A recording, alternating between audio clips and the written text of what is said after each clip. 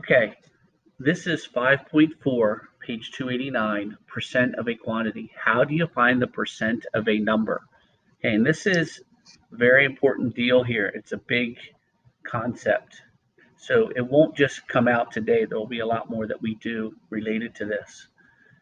Let's walk through this next few pages, but I'll tell you there's more to it than what we're just doing here.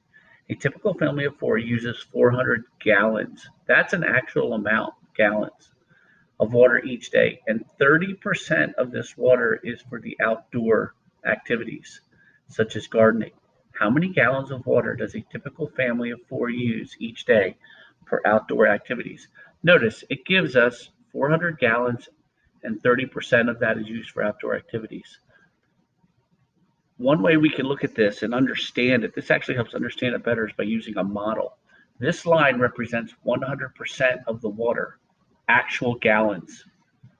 From 0 to 100% would be 400 gallons. If you used all the water, 100% of it, you would use up 400 gallons. Okay, so they broke this down into 10 parts, 1, 2, 3, 4, up to 10.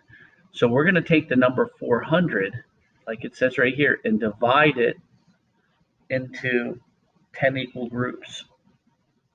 Okay, I do not like the way they go about this. They expect you to understand multiplying is dividing. But if I see that I have 10 groups and I take 400 and divide it by 10, it tells me that each little block is 40 gallons. All of these little blocks add up to 40 gallons. This is 40 gallons, 40 gallons, 40 gallons. So right here, 3 of these, 40, 80, 120 gallons. 120 gallons is 30%. Right here is 30%.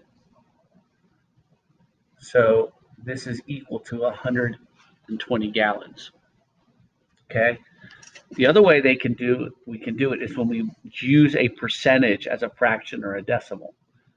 Okay, I don't like this way as much. This is the way I prefer. So we're going to take 10%, we're going to make it a fraction. It's 1/10.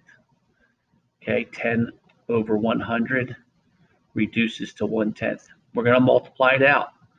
1 times 400, 10 times 1, divide it out. I find that the answer is still 40. Since 30% is 3 of these brackets, 3 times 40 is 120, just like we got right there.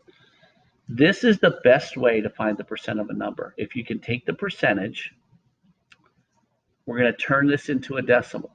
30 over 100 equals 0.3 times 400.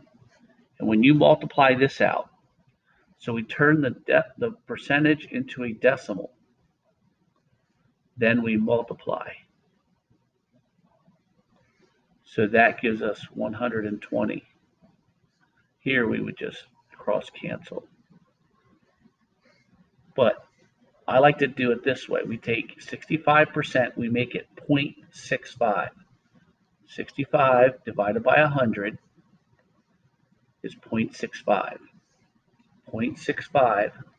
So we're finding 65% of 300. So I take 0.65 times 300.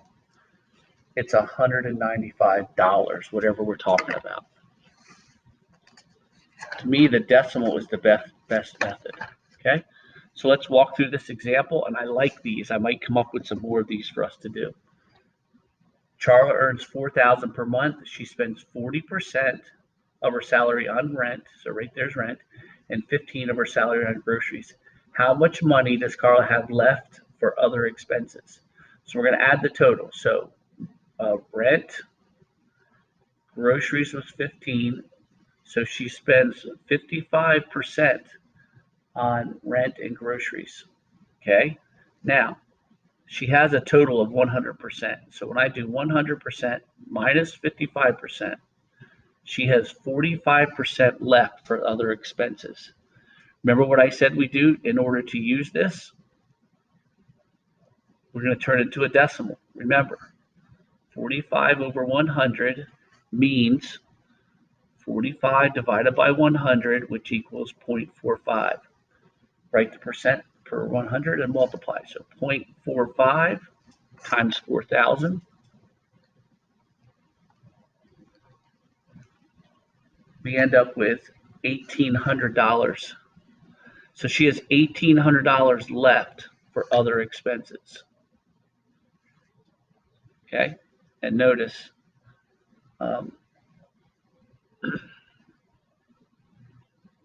I just think that's the best way, making the percentage a decimal. All right, so they want us to try it all three ways here. 25% of 320. Okay, so here we've noticed we've got 1, 2, 3, 4 parts. They took it and broke it into 25s. So if I take 320, divide it by 4, each section is worth 80. Notice 25% is one section. So 25% is 80. That's one way. I can also turn 25% into 1/4. 25 over 100. We're going to use 4 equal groups. That's what we did right there. We could also multiply times that 1/4 because that reduces to 1/4. We get 320 over 4, which means 320 divided by 4, and we get 80. To me, the best way, though, is to make a decimal. 0.25 times 320. So right here, this one would be 0.80 times 50. So I take my calculator, 0.8 times 50, 40. So 80% of 50 is 40. 175, be careful, 175 divided by 100, it becomes 1.75. We're going to get a number greater than that. So I take 1.75 times 24, and I find that it's 42. Notice this 175%, it's greater than what I started with. That's how I get 42. 60% divided by 100, that's 0.6 times 210. 0.6 times 210 is 126. Okay. A jar contains 125 marbles. 4% of the marbles are green. So 4% are green. 60% are blue. And the rest are red. How many are red? So when I add these up, 64% are blue and green. So 100% minus 64%. 100 minus 64 gives me 36% are red. That is a percentage, not a number of how many. I now need to take 0.36 times 125. That's the red times the total amount. It tells me there are 45 red.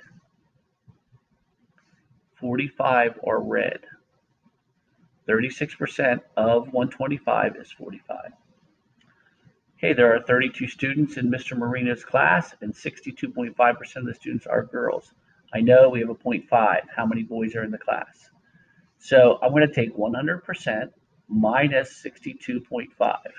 100% minus 62.5, because that tells me 37.5% are boys. Now, when I divide that out, 375 times 32 students tells me there are 12 students are boys. Okay, this is some tougher stuff. The biggest thing is understanding to convert it to a decimal.